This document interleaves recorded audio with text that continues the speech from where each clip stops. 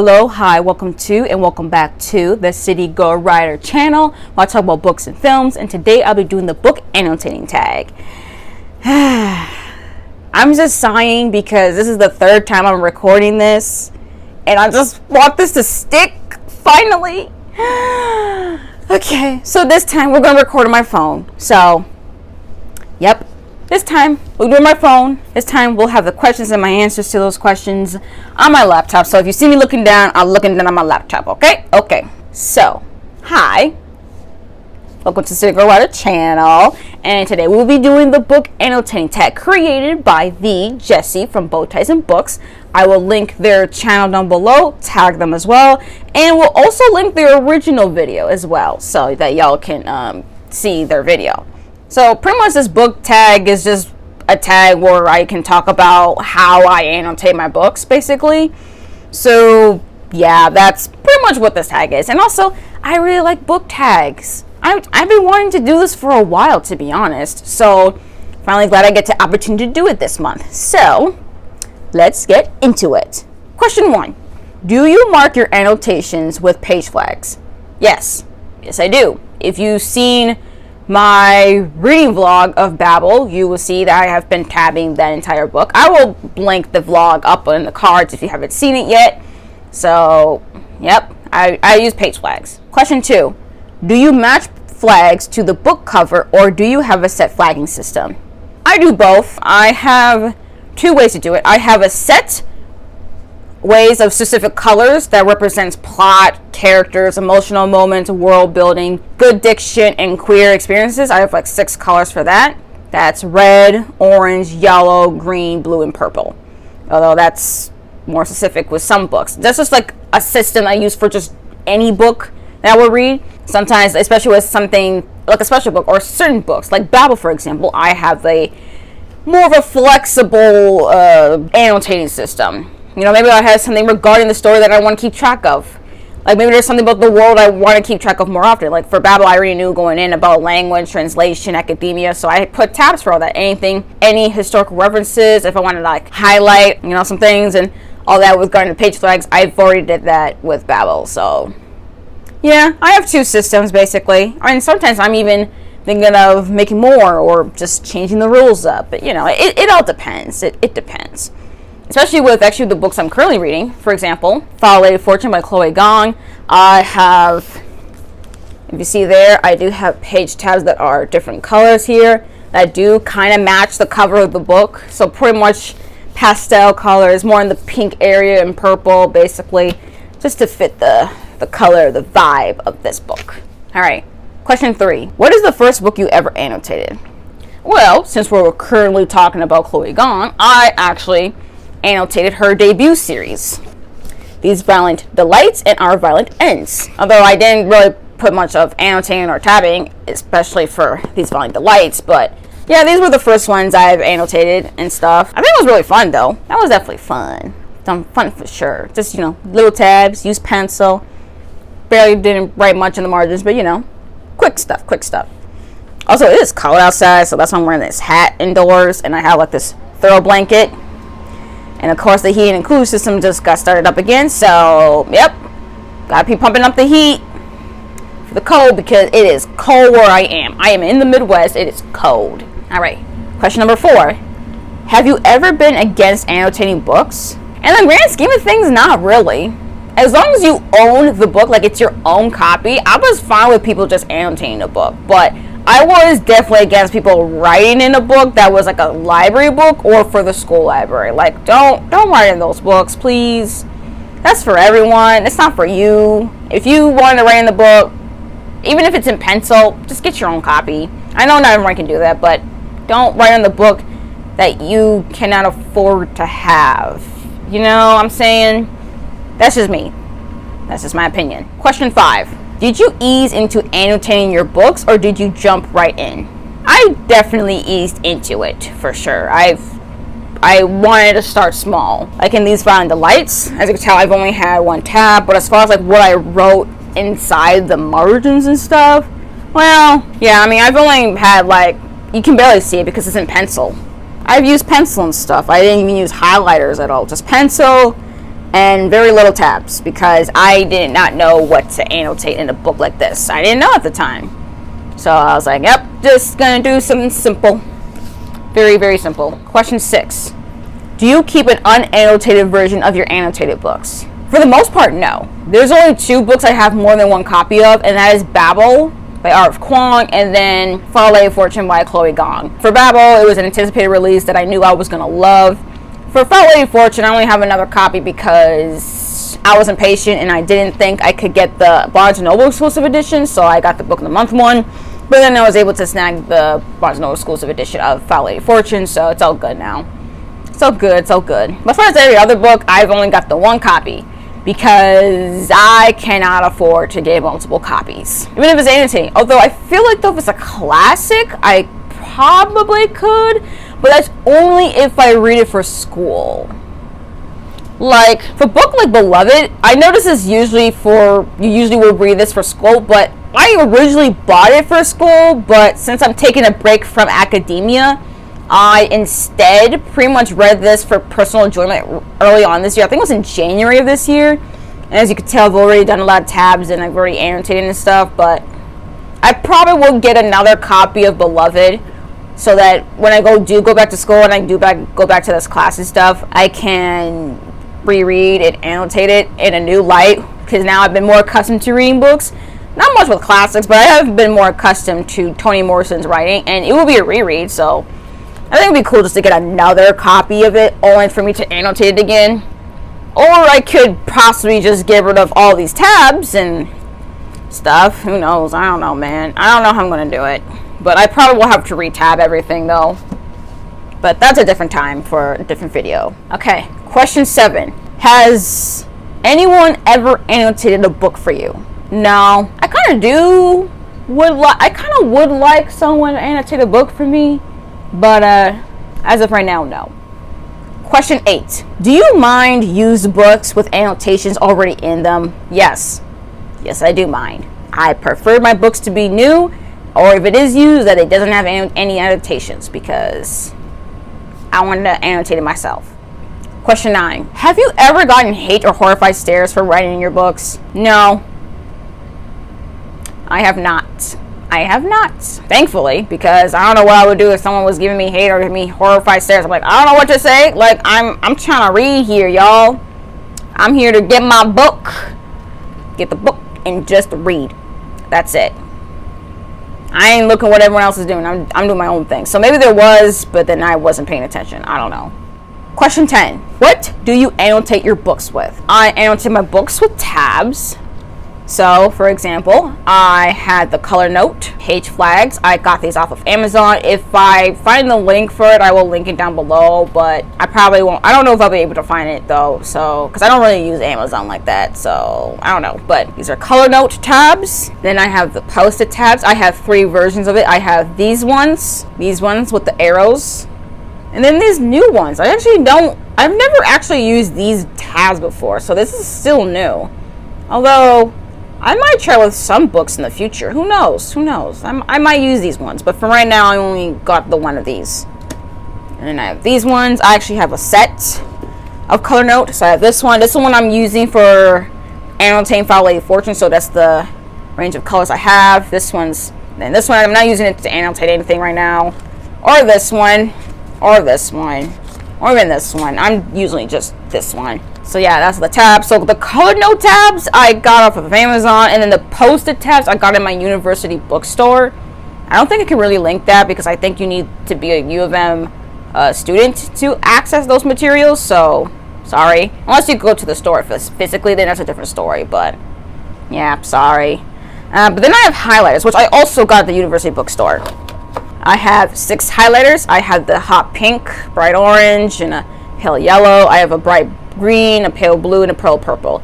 These ones I like to use to highlight for quotes and keeping track of names. Now I know it seems weird, like why would you highlight names in books? Because I tend to forget names, or I need to know an important name for like when I write my review or write down my script, then I know how to like, and also for closed captioning as well, to know like, you know, spelling of names, because I need to make sure I can keep track of those name spellings, especially in science fiction and fantasy, where it's not a general name that the automatic captions can capture. So it's like, well, gotta make sure we know the names, so gotta keep track of names. And also sometimes I forget whose name I'm supposed to be, which names are important for the story and which names are like, you don't really need to know about, you know, things like that. And then we have pens.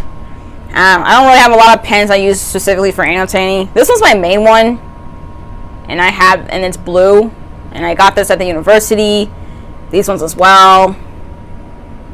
Got them in my university bookstore. Got the black and I got purple. I want to get more multicolored pens though.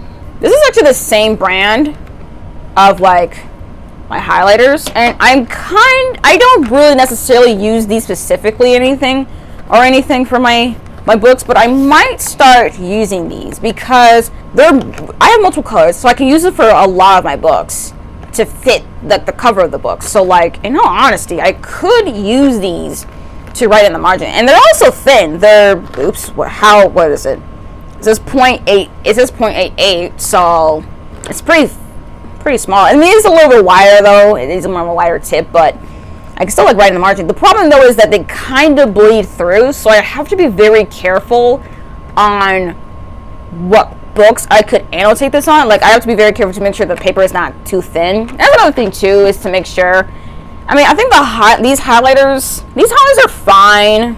They pretty work well if it's a thicker paper, but if it's so thin though, like with certain classic books, I don't think we can use these specific highlighters. So just to like keep note of if you get these kind of materials for your annotating and stuff. But as far as the pens though, these pens could smudge if you don't give at least like 10 seconds to dry. Or actually no, not 10 seconds, like 20 seconds to dry. It could smudge a little bit. This one is fine too. It doesn't really bleed as much either, but still be very careful if the paper is really thin. All right, question 11. If you use page flags, how far into the book do you place them? Initially, it was pretty much sticking out. Especially if it was a paperback, you know, like this one is really sticking out. I don't like the way that this one was sticking out. And, not that one. Even in Our Violent Ends, they were also kind of sticking out to the point that if I put it in my shelf, they actually started to bend. And I don't like that. I don't like how much they stick out at first. But as time went on, I started to get more accustomed to different kinds of tabs. So for example, with like Freshwater and Dear Cerinthian by Akwaeke Emezi, if you look at Freshwater, I make sure I get them in as close as possible. That way when I put it in the bookshelf, it won't bend as much, and it doesn't bend like the page flag. And then for Dear Cerinthian, you could tell here that I make sure it's really inside, so when I'm shelving it again, it doesn't get flattened and stuff. Because I don't want that to happen to my books, you know? I don't want the page flags to be flat. So I make sure I pack them in as close as possible. Like for example with Babel, you know? Look how close it is. To the point that if I do it like this, you don't even see it until I angle it like this, you know? That's the goal here. That is my goal. Question 12. Have you ever regretted annotating a book? When I was writing this script, I originally said no, that I've never regretted annotating the book because I've been very intentional in which books I would annotate. And even if I were to annotate them, I was using pencil, so I can just erase and go back.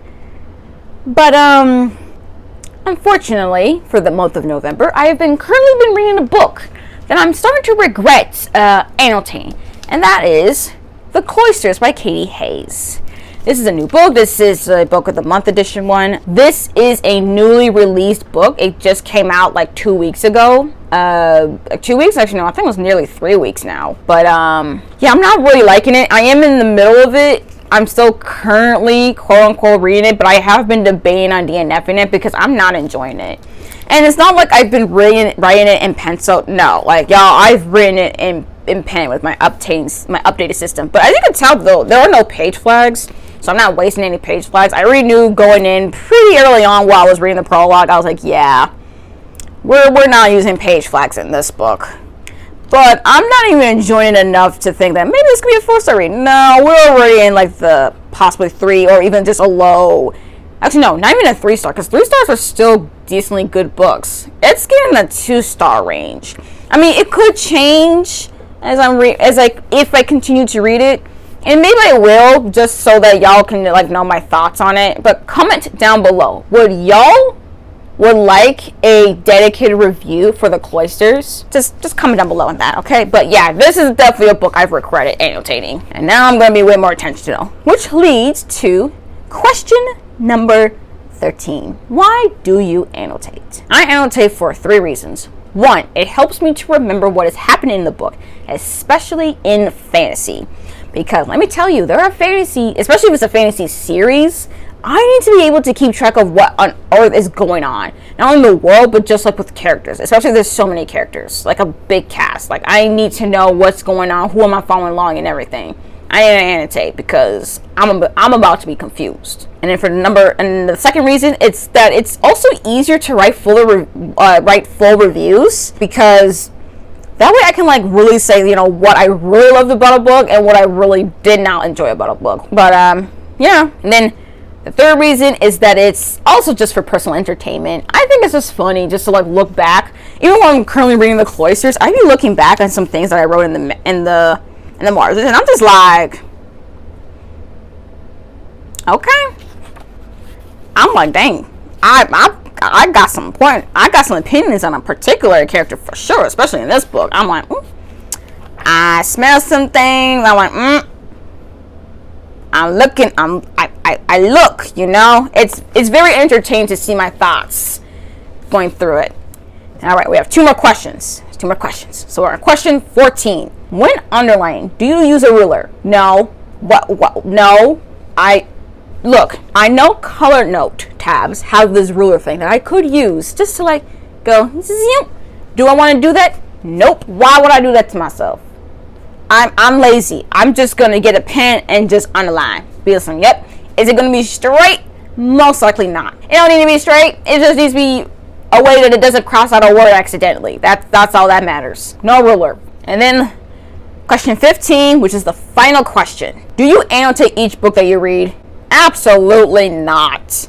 Because I don't want more cases of The Cloisters where I regretted annotating it. Because, no. I don't want to annotate a book like The Cloisters, and I can't get rid of it like The Cloisters. There's never been some books I've definitely DNF'd this year that I'm just like, yep, I'm very glad I did not annotate this because it needed to go. Just bye. But it's also just not cost effective for me. Even if it was something like The Cloisters where I don't use tabs and I'm just underlining and highlighting, there's just some things that, like, especially if it's like even if I DNF like a fantasy book, I'm like, no, but I gotta keep tabs and I gotta keep track of some things. But like, again, you know, I don't have that many tabs, and I can't buy so many tabs for books that I don't enjoy, you know. And also, I don't even have room on my shelf to keep books that I don't like in with the tabs. Like I don't got room for all that. So because there's so many books I want to get, and there's books that I didn't like or that I lost interest in reading for the future, then I'm just like, yeah, they needed to go because I need room for books that I really want to get and I really want to read. But yeah, that's to really answer the question. Yeah, I do not annotate each book. But anyways, that is the tag. Thank you, Jesse from BookTubers Books, for creating this book tag. Again, I will link their channel down below. I will tag them and link their original video as well. If you want to follow me on social media, you can follow me on Instagram. I'll link it down below. You possibly can still follow me on Twitter. I don't know, man. Twitter's been acting weird, so I'll still link it down below. I'm not gonna be as active on there, but you can still follow me there. You can follow me on Storygraph and Goodreads for my books, some book stuff and book reading updates. If you want to follow me for some film updates, you can follow me on Letterboxd. I'll also link that down below. And as far as if you liked this video, please like it, and also please subscribe.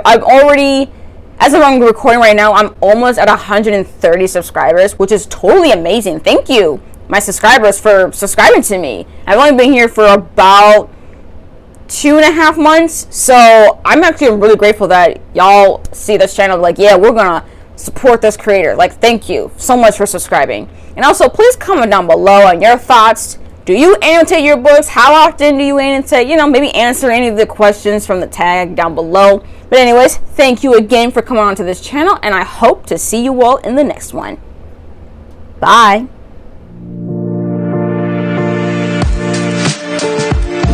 you.